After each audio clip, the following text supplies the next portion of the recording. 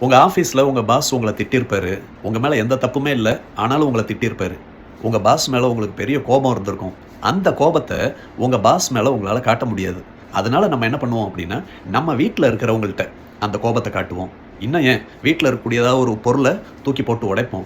இந்த மாதிரியெல்லாம் நடக்கக்கூடிய விஷயத்துக்கு சைக்காலஜில டிஸ்பிளேஸ்டு அக்ரஷன் அப்படின்னு சொல்றாங்க. காட்ட வேண்டிய கோபத்த காட்ட வேண்டிய இடத்துல காட்டாம மத்தவங்க கிட்ட காட்டுறது.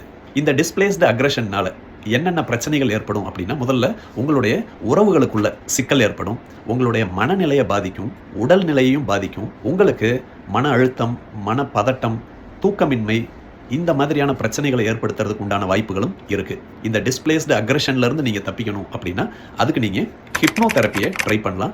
ஹிப்னோ தெரப்பி மூலமாக இந்த பிரச்சனையில இருந்து மீண்டவங்க நெறைய பேர் இருக்காங்க.